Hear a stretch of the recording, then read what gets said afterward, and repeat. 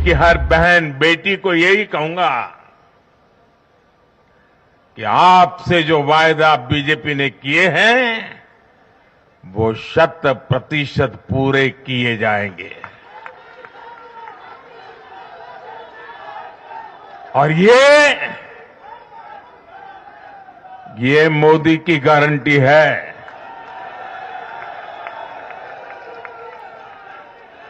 और मोदी की गारंटी यानी गारंटी पूरा होने की गारंटी।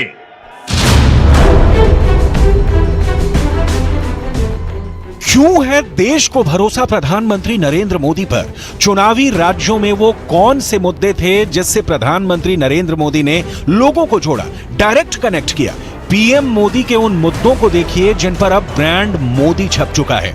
और इस ब्रांड की खासियत है भरोसा, विकास, महिला सम्मान, भ्रष्टाचार का खत्म नामो निशान, सड़कों का जाल, हर घर जल का बड़ा नाम। जो किया है करेंगे और फुल ऑन जनता का साथ। हमारी नारी शक्ति, हमारी युवा शक्ति, हमारे किसान और हमारे गरीब परिवार, इन 4 जातियों को सशक्त करने से ही देश सशक्त होने वाला है। केंद्र में 9.5 साल पुरानी सरकार और एंटी इनकम्बेंसी का कहीं आता पता नहीं। उल्टे जो वोट झोला भर भर कर मिला वो अब की बार जनता ने जैसे बोरे में भर भर कर दे दिया। माला माल हो गई है बीजेपी, क्योंकि प्रधानमंत्री नरेंद्र मोदी की जनता ने सुनी, प्रधानमंत्री नरेंद्र मोदी के गारंटी कार्ड पर भरोसा किया।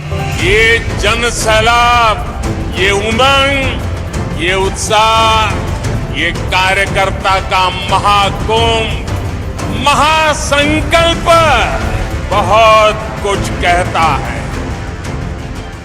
जीत के जलवे के बीच बड़ी लड़ाई बाकी है। जीत का सेहरा यहां भी प्रधानमंत्री नरेंद्र मोदी के सिर है, वहां भी प्रधानमंत्री नरेंद्र मोदी के सिर सजता दिख रहा है, क्योंकि ये राज्यों के विधानसभा के नए आंकड़े देखने वाले नहीं पूछेंगे। वो नहीं पूछेंगे कि अलग अलग राज्यों की जीत में पूरा विपक्ष चाहे बीआरएस हो या कांग्रेस, सिर्फ पीएम मोदी से लड़ती दिखी। पीएम मोदी से ही पूरा मुकाबला चला।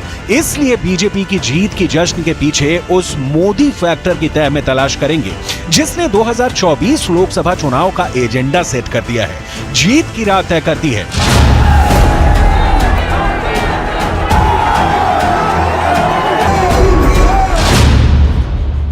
सियासत के सारे ककहरे फेल हो जाते हैं। जाति, परिवारवाद, क्षेत्रवाद के सारे समीकरण उलट पुलट जाते हैं। जानकारों के सारे सूत्र नाकाम साबित होते हैं, एक बार नहीं बार बार, क्योंकि चुनावी राजनीति की जितनी भी चलताऊ डिग्रियां हैं प्रधानमंत्री नरेंद्र मोदी के आगे धड़ाम हो जाती हैं। मध्य प्रदेश में कांग्रेस के कमलनाथ के मुकाबले मोदी का नाम लिया गया। छत्तीसगढ़ में कांग्रेस के भूपेश बघेल के मुकाबले बीजेपी ने पीएम मोदी को आगे रखा। राजस्थान में कांग्रेस के अशोक गहलोत के मुकाबले भी बीजेपी का सहारा पीएम मोदी ही रहे।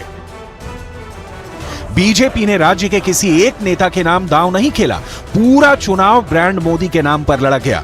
यहां यह भी देखना बहुत जरूरी है कि विपक्षी एकता वाली पार्टियां जो लोकसभा चुनाव 2024 में प्रधानमंत्री नरेंद्र मोदी से डायरेक्ट मुकाबला करने का ताल ठोक रही हैं, इस चुनाव में क्या करती रही।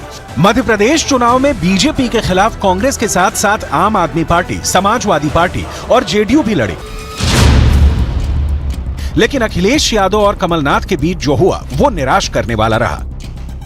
यह सिर्फ एक उदाहरण है। ऐसी विपक्षी एकता लेकर चल रही पार्टियों की आम चुनाव में परफॉर्मेंस क्या होगी, इसका अंदाजा अभी से जानकार लगाने लगे हैं। लेकिन इसकी डिटेल आगे। अभी उन मुद्दों की चर्चा जिसे बीजेपी ने उठाया, विपक्ष ने उठाया और जनता ने उसका जनादेश से जवाब दे दिया। एक बात ध्यान रखनी है कि जब चुनाव का केंद्रीय चरित्र प्रधानमंत्री नरेंद्र मोदी हो तो मुद्दे भी बड़े और वजनी होंगे। बीजेपी के लिए राज्य विधानसभा चुनाव उन मुद्दों के ट्रायल का भी रहा जिसे लेकर वो लोकसभा चुनाव 2024 में जनता के बीच जाने वाली दिख रही है। इन मुद्दों की समझ और मुद्दों की दलील का इस चुनाव में विपक्ष के पास कोई तोड़ नहीं दिखा। बीजेपी अपने परंपरागत हिंदुत्व और राष्ट्रवाद के मुद्दे पर ही कायम रही। इस बार राज्यों के हिसाब से मुद्दे बदलते रहे। राजस्थान में कन्हैयालाल हत्याकांड, तेलंगाना में उर्दू को दूसरी भाषा बनाए जाने को लेकर, छत्तीसगढ़ में भ्रष्टाचार का मुद्दा, मध्य प्रदेश में महिला लाडली बहना योजना। इन चुनावों में महिलाओं ने, बहनों बेटियों ने एक प्रकार से भाजपा के विजय की